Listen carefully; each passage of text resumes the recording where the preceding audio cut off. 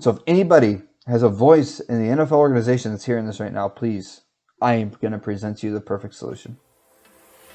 Welcome to the Sports Forecasters Podcast. Thank you for tuning in today. This podcast has been created not to dwell and over-evaluate what has already happened in the sports world, but to predict and to forecast what has yet to come. From game picks to draft picks, and from trades to free agent signings, we will let you know what happens before it happens. Your hosts, Nick and Nate, will evaluate, study, and understand sports patterns, tendencies, and nuances to better prepare you on what to expect.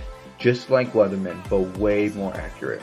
So if you like to pick games or you simply just want to be in the know before anybody else, you are in the right place. Enjoy the show.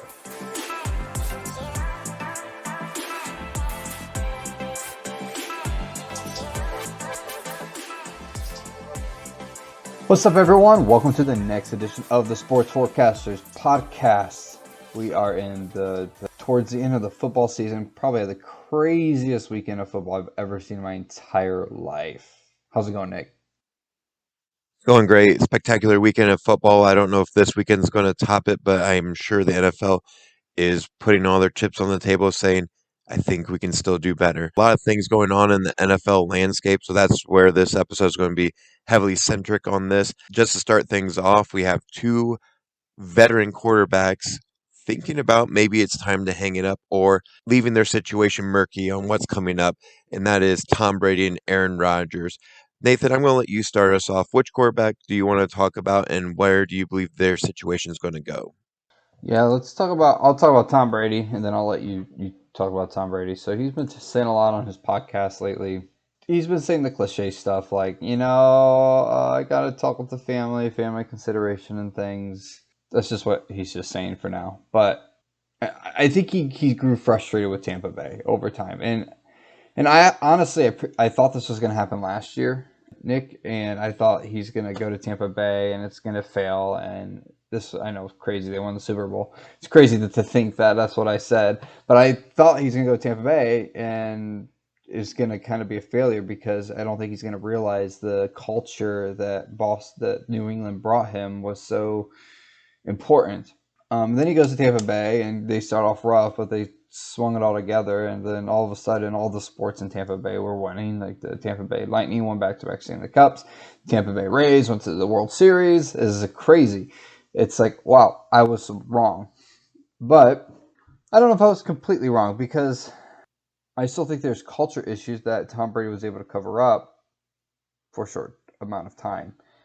What helped was like this mentality, just he had a bunch of veterans on the team, good football players that never won anything. Ndamukong Suh, Mike Evans, Antonio Brown, and a number of others who just a bunch of veterans that came, and a lot of them just never had rings and thought, well, this is my opportunity, kind of like the Lakers are right now. A bunch of veterans that don't have any rings, let's play with LeBron. Well, a bunch of veterans don't have any rings, let's play with Tom Brady, because they feel like that's their best chance. It's not that easy. You got to be ingrained in that culture. You got to have the Patriot way. But I think people rode on the emotion that Tom Brady brought, that mentality. But 99.9% of people can't sustain that like Tom Brady day in and day out and just want to be, just that self-motivation, want to be better each and every day. And a lot of these guys, and I predicted this at the beginning of the season, was they're going to get their ring and then they're going to be satisfied. Like they're going to be content. And they don't have the mentality like Tom Brady has, what's your favorite ring? And his is always the next one. These guys got their rings, and I just felt like this season was just not going to be as dominant, and obviously they had an Antonio Brown issue towards the end of the season. They had a bunch of injuries and just a lot of turmoil at the end of the season. I don't think Bruce Arians is the most disciplined guy. They're still in Florida. I mean, New England culture is a little bit more cutthroat. I mean, they have the cold winters. That just brings kind of the gutsiness out of somebody, Tampa Bay is, 75, 85 degrees and sunny. The weather plays a part in that, in the culture. So I think that culture I thought was going to happen 2 years ago kind of caught up to them this year. And a lot of these guys, they got the ring, they're satisfied. They won a lot of games, obviously, and that was predominantly because of Tom Brady, who led the league in passing yards and touchdowns. He's tired of that culture and tired of almost like a childlike mentality that they have there compared to what he has. And you start to really respect maybe that Belichick-Brady marriage that they had that was just so dominant and just two guys that were always on the same page and thought a lot alike for the most part. Obviously, they had their bumps and bruises, but when you have two very, very competitive guys, they're going to get at it sometimes. But it lasted 20 years. It's a very long time. Honestly, I really don't know. This is really tough because I think he's got 1 year left on his contract. If he retires, fine. I think there's a possibility he gets traded to like the 49ers. I think if there's any other team he'd play for, it's them. And they're in a situation where they got the perfect roster for him. There's one weakness on that team, and that's their quarterback. Ironically, his backup in New England. So I think there's three scenarios. He returns for his last season, he retires, now he goes to the 49ers. Which one's which? It's tough to tell. I don't know if I have a prediction for you. I think the safest thing to say is he'll be back for one more season in Tampa Bay and call it quits just because he played such a great year with them. And he's made a lot of relationships. He's not going to just jump ship for another team. So I guess if I had to predict something, he'll do one more season with Tampa Bay. Yeah, to piggyback off that, how you ended was actually what my whole stance was going to be. For Tom Brady, I really don't have a great feel about how he's going to go with it because there's just so many things he's already accomplished, so many accolades he's hit that many players can only dream about hitting. And that's the number of championships, the amount of success he's had. And so for him, it's going to be a lot of soul searching, but I ultimately think he's going to give it one more year and just kind of have it be the foregone conclusion. This is my last year. This is it. This is my last ride. The big thing I saw this year was they fell into their roster was going the opposite way. Instead of getting healthier, they were getting more banged up.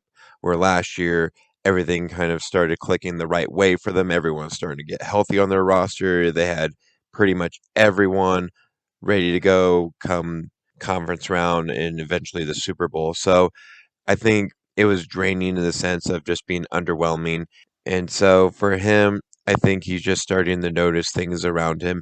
And typically, when that starts to happen, I would generally say, with not much more to go off of, but the few quarterbacks that start talking about it usually go about one more season and then they finally hang it up. We'll see what Tom Brady does. If I was to pick today, he would go one more season, but I would not be shocked if he does hang it up and decides that's enough. Moving on to our next quarterback that's in the headlines about what he's going to do next is Aaron Rodgers. Aaron Rodgers has been a talking point as of last season around the draft. Reports came out he was unhappy with Green Bay, and everyone, ourselves included, tried to speculate what will he do. We both ended up going with he was going to stay in Green Bay because just the money, they couldn't unload that. And now coming into this offseason, what is he going to end up doing? What is it going to look like for Aaron Rodgers? Nathan, what are you seeing for him? Yeah, so I actually listened to him on the Pat McAfee show today. We talked a lot about this because they were really trying to get an answer out of him. And to me, just based off what I'm hearing, it sounds a lot like whatever Devontae Adams, whatever Green Bay decides to do with Devontae Adams. So Green Bay is over the salary quite a bit. And then they could franchise tag Devontae, which is a ton of money. So I don't know how they're going to figure it all out. But I think if they figure out how Devontae stays, I think Aaron Rodgers does stay actually and does one more ride with them no matter what. If they're not able to figure out the financials and get what he wants, he's going to test free agency, I think, and just see what's out there. But I think he's going to be very picky about it. At the end of the day, he's going to be very picky about everything. And if there's not a situation he likes, he's content. He's super content with walking away and calling it quits. He's not, as I would say, he doesn't live and breathe it and eat it like Tom Brady. I think it'll be a lot easier for Aaron Rodgers to walk away from this game than Tom Brady. So I think Aaron Rodgers is more likely to retire because I think he's a little bit harder to please. The situation needs to be perfectly right for him. And you kind of saw at the beginning of the season where it's like he kind of threatened to like leave or retire. And then he basically got whatever he wanted. It worked. They did very well. Gosh, it's just I think he's more likely to retire. But if they can keep Devontae there, he's totally staying in Green Bay.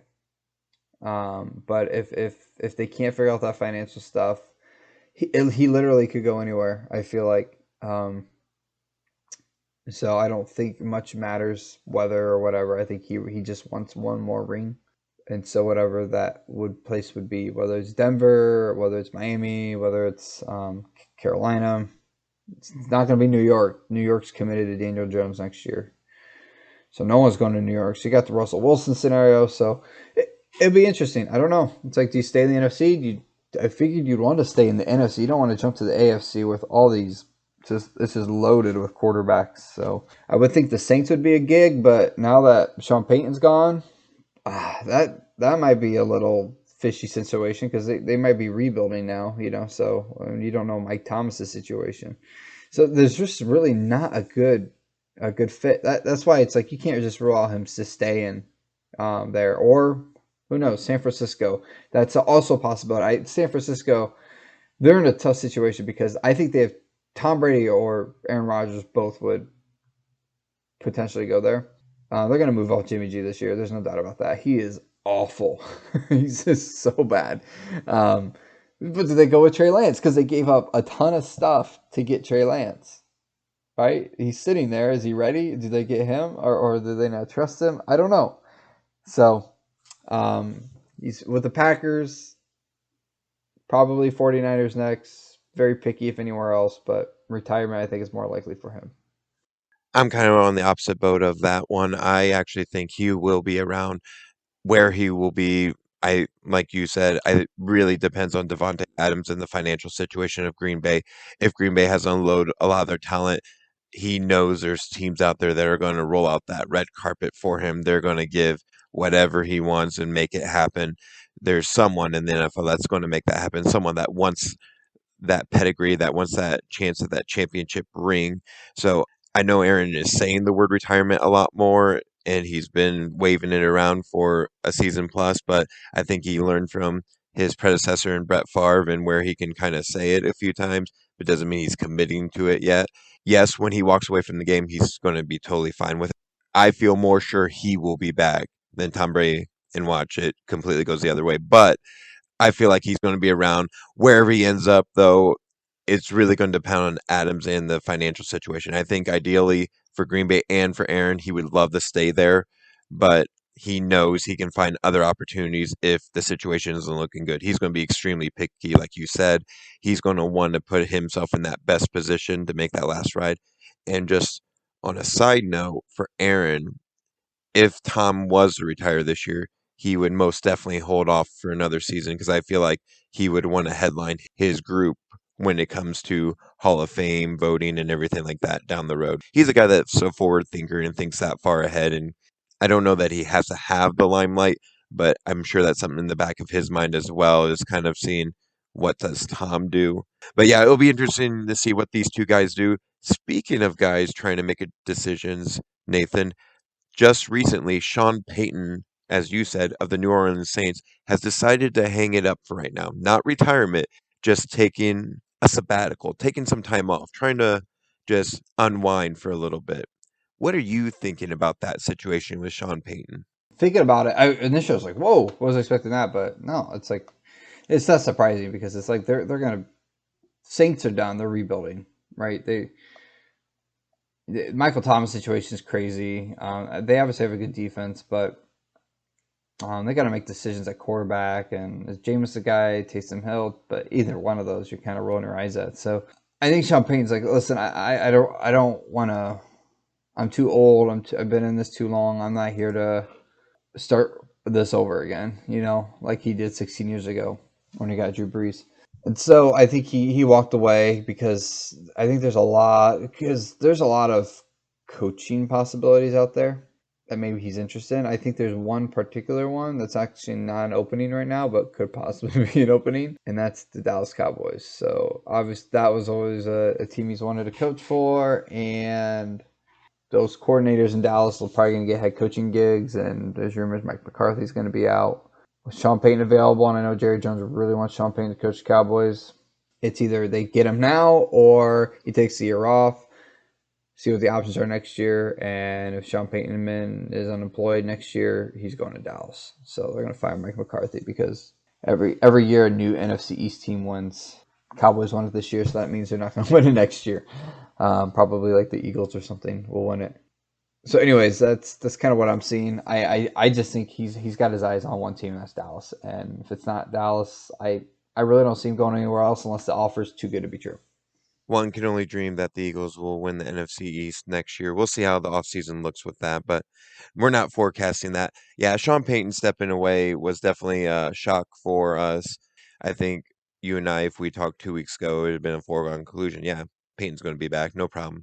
So with him stepping away, he definitely made it clear that he's not retiring. He's just taking a quick break here, just recharging. And when you do that, and you have a franchise that loves you like New Orleans does, that means you are looking for another opportunity. Now, will the opportunity be the obvious one that everyone's been saying for how many years? I mean, it's been around a decade that everyone keeps speculating that he's going to Dallas. He's going to Dallas, but I don't know where he's going to end up. I give it 80-20 that he goes to a new team over staying with the Saints. If he stays with the Saints, it's more or less to make it a little easier for him to be moved. But obviously, not that John Gruden is the greatest example, but he's the latest example of a team will do things to make things move so they can get the coach they're looking for. And so with Sean Payton, it's going to be when that opportunity rises, whatever he's looking for. He's taking this year off to kind of recharge and be ready for whatever that job is. Maybe it is the Dallas job, maybe it's somewhere else that comes open. Who's to say? My money would be on Dallas if I was to put a wager on it, just like you were alluding to, Nathan. Ultimately, yeah, I 100% agree. He's just taking time off to get ready for that next location that he wants to be his dream location. So now that we've talked about people that are talking about hanging it up, who could hang it up, who might not hang it up, let's look at something that I believe Nathan wants to hang up, and those are the overtime rules currently in the NFL. Nathan, give us your thoughts on the current NFL overtime rule situation. Okay, I gotta get on my soapbox here. So, ladies and gentlemen of the jury, let me present to you my case. I've always been a proponent of changing the NFL overtime rules, so I'm not a victim of the moment here. Right? This is just another piece of evidence I'm going to present to the jury of why these are the stupidest rules in sports history, sports in general, right? No, okay, so let's just talk about sports in general. There is no other sport that I can think of where we're questioning overtime rules besides football. There's none. And I know each game's different. And I know I don't know every single sport out there. I don't know what overtime rules in curling are like. So pardon me if there are some conflicting overtime rules out there. But I've never seen overtime rules so debatable in my life, right? So like basketball, it's like you play another like half quarter. And it makes a lot of sense, okay? And then if still tied, you play another half quarter or whatever it is. Soccer, what do? You play an extra 15-minute halves. Hockey is sudden death. Sudden death is just fine because there's hardly any scores and each team gets a ton of possessions anyways. So it evens out. They would all each basically have an even chance to score. So, but this is where it really, really gets me. I've never seen a football team get so excited to win a coin toss, unless it's a coin toss to determine who gets the ball first in overtime in the NFL. Right there is enough evidence to say, there's probably an issue here. Like, why is there like a coin toss isn't supposed to give an advantage. A coin toss is just only supposed to set the stage, right? Who gets the ball first, not who's going to get a complete advantage to winning this overtime. Like this is a football game. This isn't a board game where you roll a dice and it's a matter of luck, right? Each team played their tails off for 60 minutes. It's just like one of the craziest games I've ever seen. And you're just gonna give a team just an unfair advantage, and it's statistically proven. Ever since the overtime rules changed, I think from what you have to like score a touchdown first now instead of just the first one scores. It happened 11 times. 10 of those 11 times, the team that got the ball first won the game. That's over 90%. So you're saying if you get the ball first, you have over a 90% chance of winning the game. That's a problem. A coin toss isn't supposed to give a team an advantage by over 90%. A coin toss is simply supposed to just set the stage. And it's still supposed to be 50-50. After a coin toss, it's not supposed to be this. Now this team has a 91% chance and this team has a 9% chance. It should be, it's a 50-50 chance, but it's just kind of determined who's getting the ball first. That's enough evidence right there, right?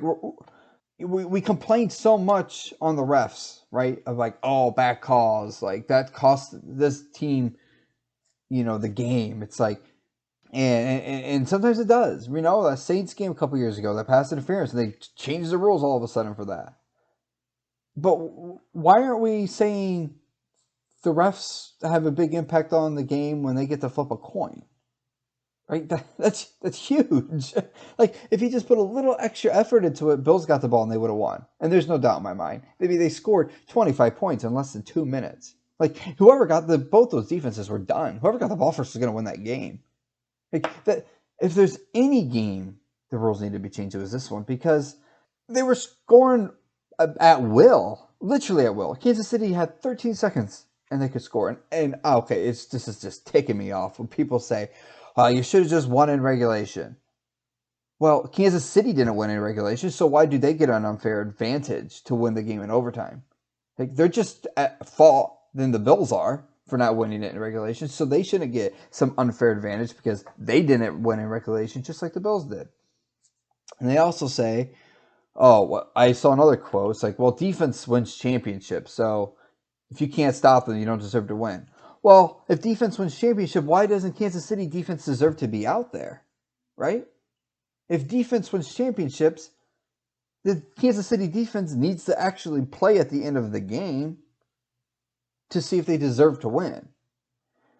If defense wins championships, Kansas City didn't have to play their defense in overtime to win the game. So that makes no sense. That's a very, very hypocritical statement. If defense wins championships, then both teams better have their defenses out there in overtime.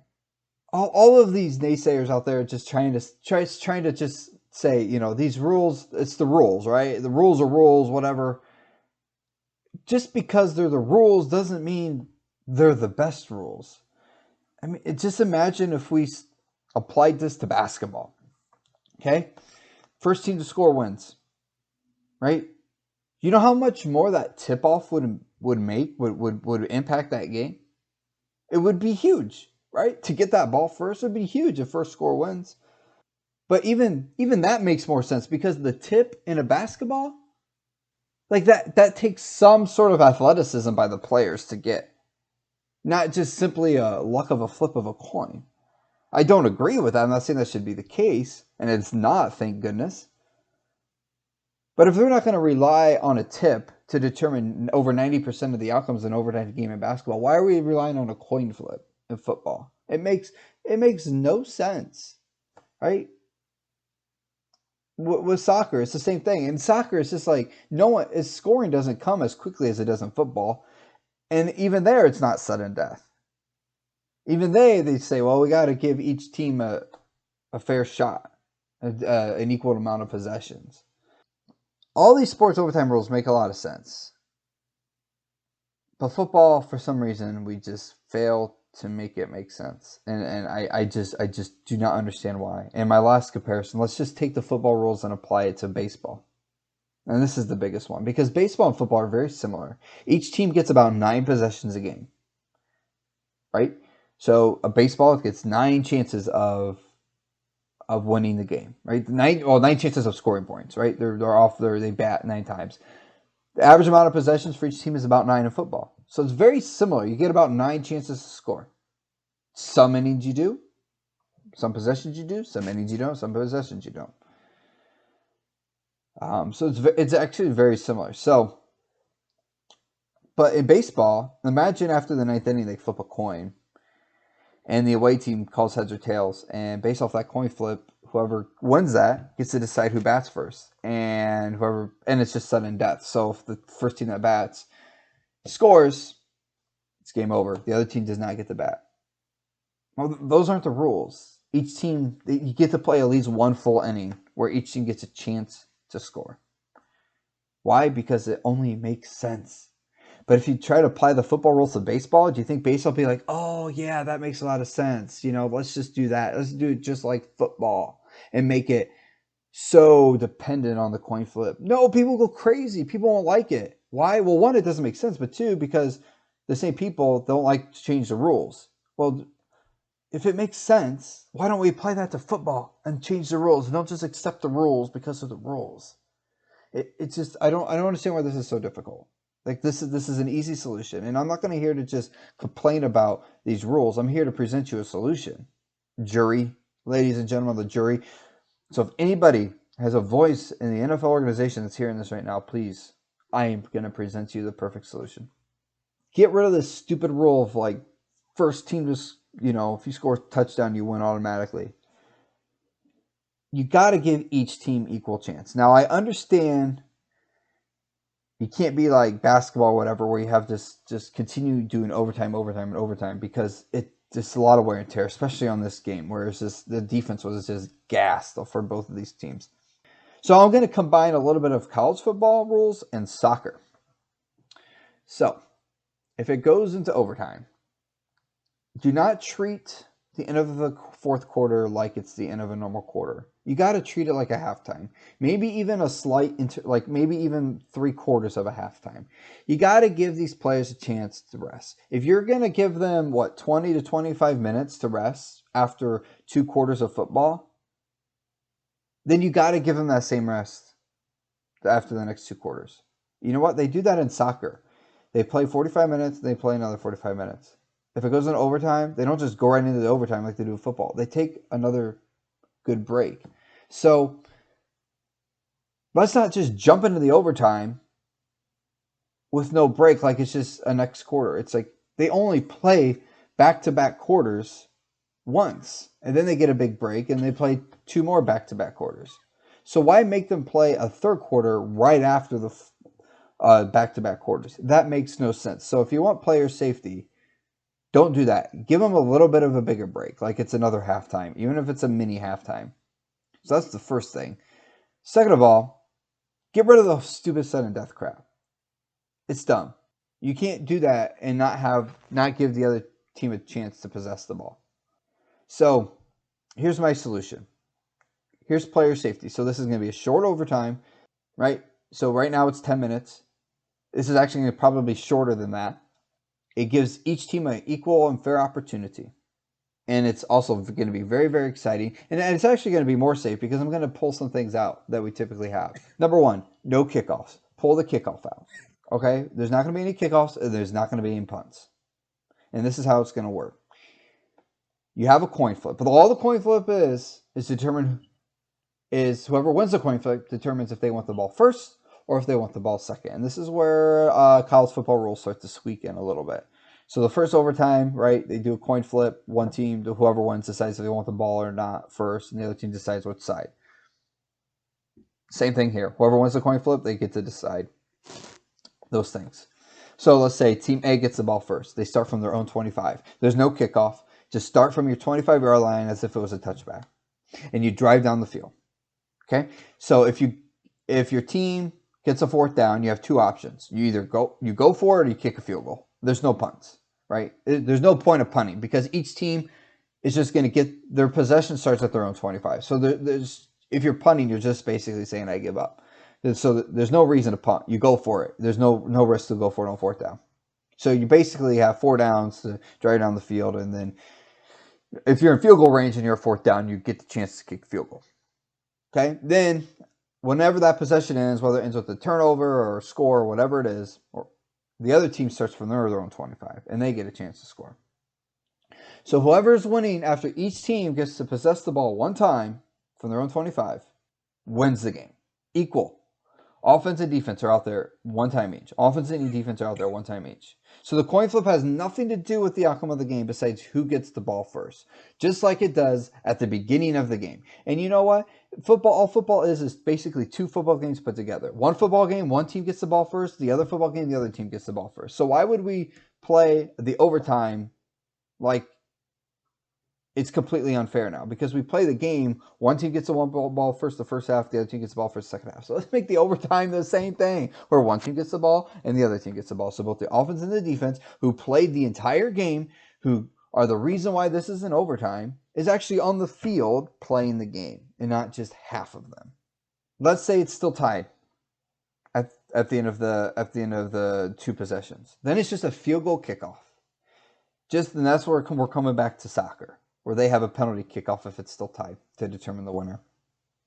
And so your kicker, it's just your holder and your kicker. There's no blocking, no anything, because we don't want injuries. It's just a holder and a kicker out there, and they start from a 30-yard field goal and they gradually back it up, switch sides every kick until somebody misses.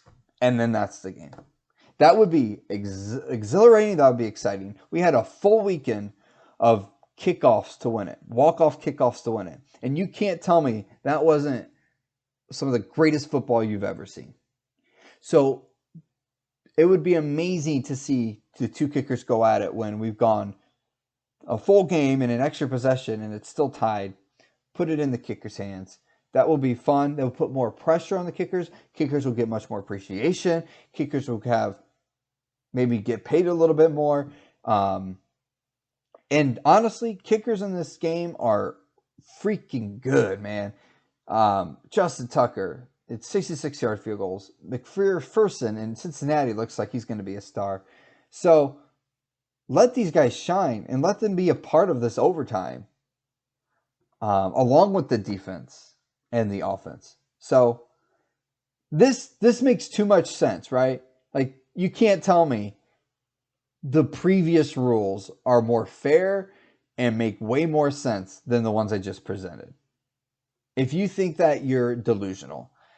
And one other thing to add to this rule, if the defense or a special team scores in overtime, it's game over, right? So if the first team's out there and they throw a pick six, game over.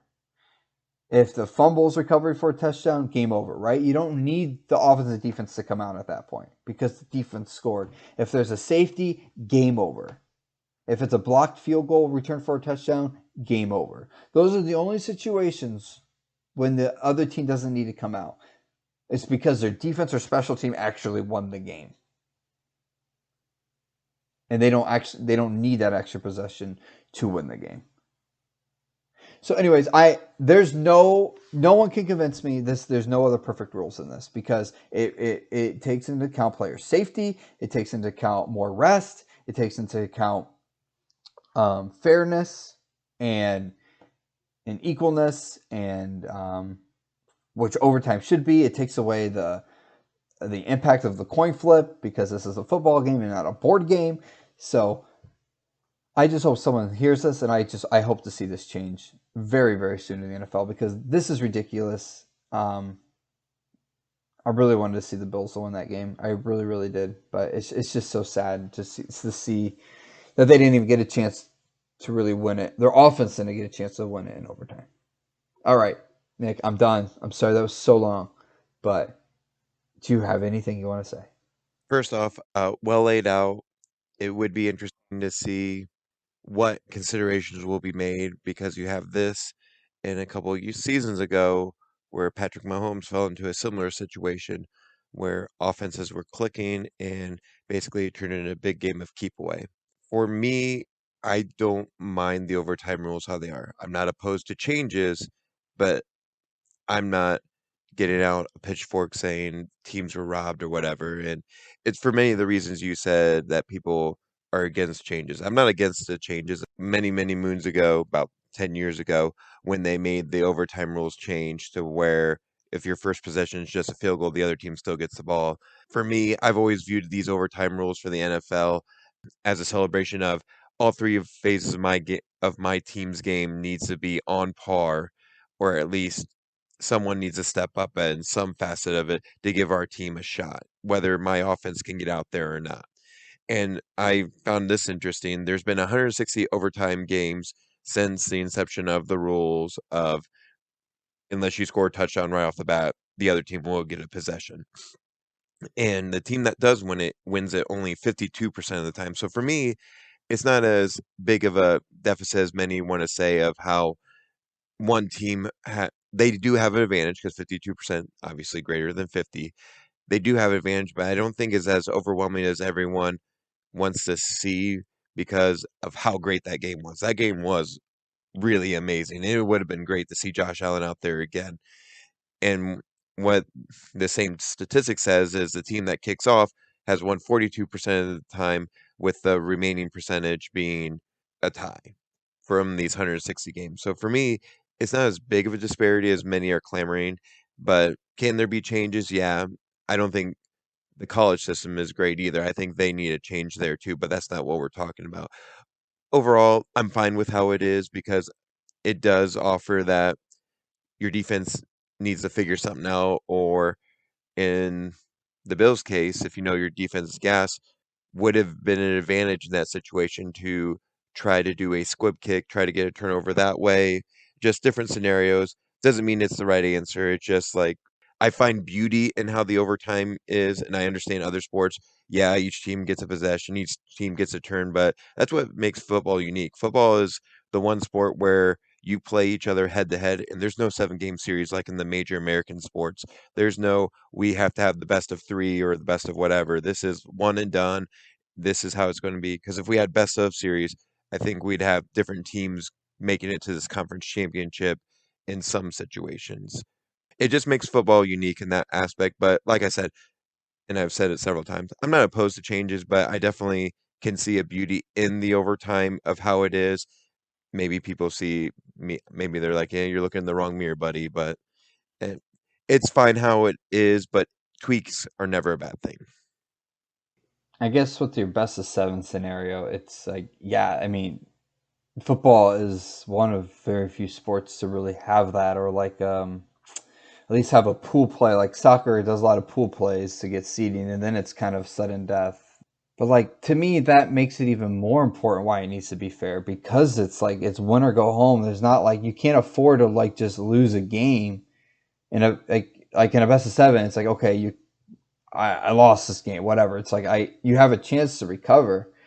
But in football, you don't, and that's to me, it makes it even more important why these overtime rules just need to be a little bit more equal and fair, and allow both teams an equal opportunity to win the game. Because it's like you only got one shot to win this game, and we tried a whole freaking game to do it, and we're still not there yet.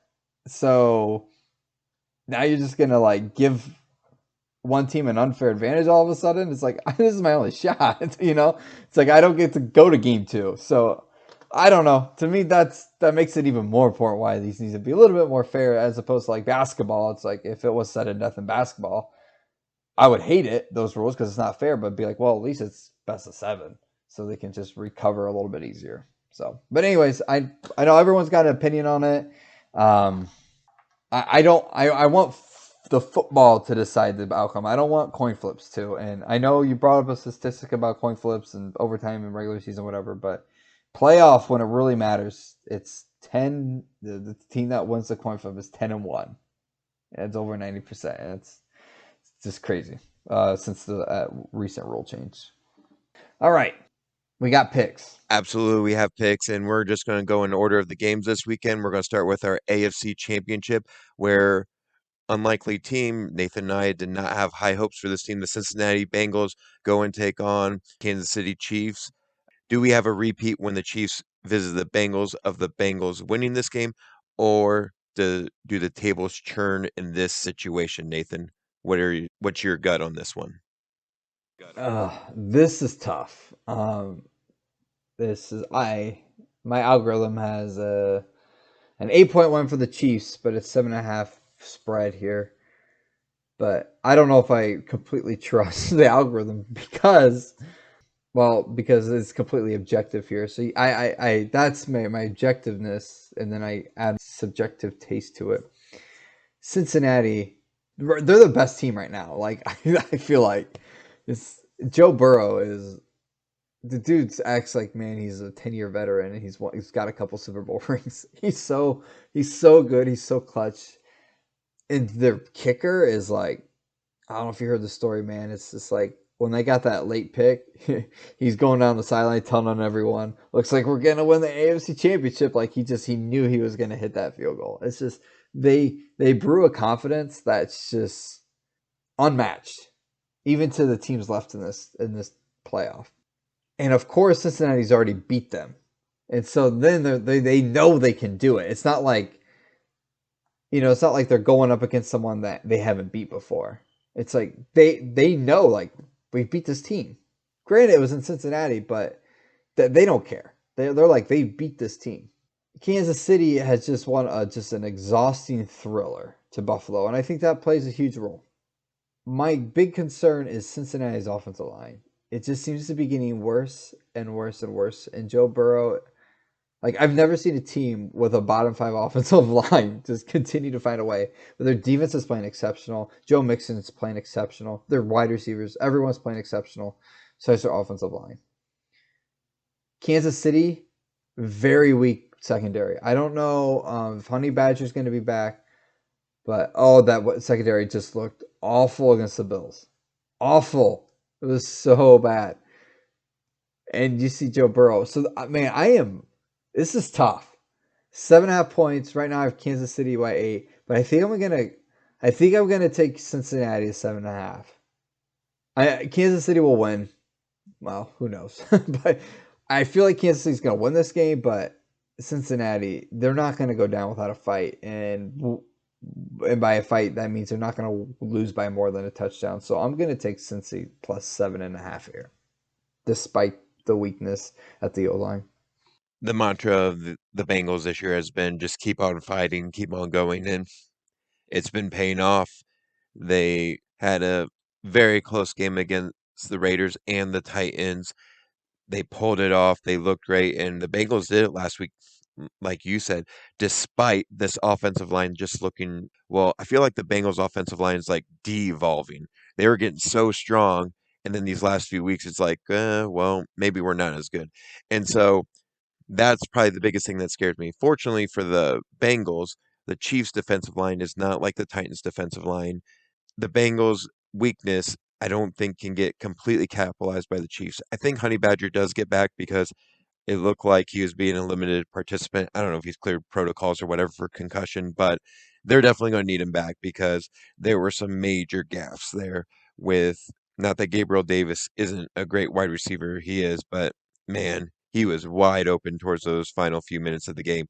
If you're going to be a team trying to go to the Super Bowl, last year was your offensive line that made you guys look silly in the Super Bowl itself, but the secondary almost cost you a trip to the AFC Championship, and that's got to be scary with the receiving core that the Bengals have. Jamar Chase, Boyd, Higgins, the Bengals just so many weapons that could exploit Chiefs so badly. However, I do think the Chiefs have championship swagger about them. There's something about them that kept them in it during the Bills game, and that was mostly driven by their offense. As we've both said, we've been pretty well hammering on this defense. So my final pick is Bengals cover, but Chiefs win, just like you, Nathan. I just don't feel strong enough that the Bengals are going to pull off the upset, but they're going to make this a game. They're going to make it close. It's going to be 3 or 4 points. 7 is what I have, and that's way too much. 7.5 is definitely way too much then. So we both got the Chiefs winning, but Bengals covering. Let's move on to the NFC Championship game, which is the third time this season, Niners and Rams. What's going down here, Nathan? Yeah, so I saw that I didn't know this, but LaFleur, Sean McVay, and Shanahan all coached under Mike Shanahan in Washington in 2013, and they went 3-13 that year. And then those three are now head coaches, and 3 of the 4 were in the basically the semis to the NFC. Mike Shanahan was the offensive coordinator. Sean McVay was the tight ends coach, and LaFleur, I think, was the quarterbacks coach.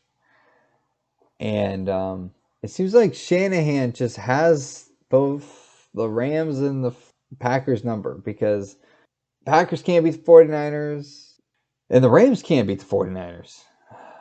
Sean McVay this San Francisco's got the Rams number, and I don't think the Rams are really going to have home field advantage here. I've heard a story that 49ers actually they're gonna be more than 50% capacity in that stadium. That's the bad part of having a football team in LA. seeing that game yesterday, or seeing that game last week, actually scared me more than anything. Sean McVay folds at the end of games. He really, really does. But there's so much talent on this team. San Francisco keeps getting healthier. I think this game goes into overtime because I think these teams are a little bit more defensive minded than the other teams. I don't think it's going to be like whoever gets the ball first is going to score a touchdown, especially San Francisco with their quarterback. It's going to be a lower scoring game. I feel like both quarterbacks are going to make mistakes. I'm going to go San Francisco plus 3.5. I think the Rams will win, but by definitely no more than a field goal. So, and because San Francisco has their number, I can't say Rams minus 3.5. If it was 2.5, I'd go Rams. But I just don't see this game being that high scoring. I don't see this game being a blowout. I think this game is going to be tough for both teams. And I just think whoever makes the last penalty, the last mistake, was going to lose. So I'm going to go with San Francisco plus 3.5, but I think the Rams win. So I'm taking both dogs in the points here, but I think the favorite team will probably end up winning. All right. So 49ers definitely showed that they play great team football. I mean, it took their whole team to make sure they win in spite of what Jimmy was putting out there. Now, I will give Jimmy credit. He was trying to chuck it. He was trying to put things on the line himself. Just wasn't connecting the best at first. And he did hit some plays, so there is credit to them. They knocked down the Packers. They knocked down the Cowboys, and now they get their chance at the Rams. 2 times this season they have beat the Rams. This weekend against the Rams, they were blowing out the Buccaneers like 27-3 early third quarter. We're seeing here, and it's just like, wow, is this going to be the biggest blowout of Brady's career? And then inevitably the Rams just start coughing it up. It's not Matt Stafford this time. It's his center throwing it way over his head. Cam Akers forgets how to hold on to the ball 2 times. Cooper Kupp inexplicably fumbles. It's just like the Rams, every time it looks like they start clicking, they get everything going, they just keep letting teams back in the door, like Nathan said. And that's something that scares you when you're trying to pick a team that's going to win, especially 2 teams that face each other year in and year out, at least twice a year, this time for a 3rd time. How often does history repeat itself? Well, when I look at the most recent time a team played each other 3 times in a season, that would be last season with your New Orleans Saints and Tampa Bay Buccaneers going head to head. New Orleans had the Bucks number both of the regular season matchups. Tampa Bay finds a way to win, mostly because of the Saints' turnovers. It's hard for me to contend otherwise that the Saints wouldn't have won that game had Drew Brees not thrown, I forget how many interceptions now. I'm going to say 3. It's probably not that many, but we're just going to say 3 for this sake. So for me, being one that likes to look at trends and history and stuff like that for how games are going to go, as much as I like the parity that we have sometimes, I gotta go with what Nathan is saying. It's 3.5, the spread I have. I think the Niners keep it closer than 3.5, but I believe the Rams win. I don't know that it goes to overtime, but I believe the Rams win. It'll be very interesting to see how these games shake out. It's hard to believe if they're going to be more exciting than last week, but I think they could be for similar reasons of how Saturday's games were exciting because of the defensive mindset, and how Sunday's games were interesting because of the scoring shootouts. But we'll see how that all turns out, how everything happens. But for tonight, it's been a fun episode of talking about different things, what people are going to do, what they won't do, overtime, and our game picks for these conference championships. We have been the Sports Forecasters. Thank you so much for listening. You've been listening to Nathan Singer. I'm Nick Alvarez, and we'll see you next time.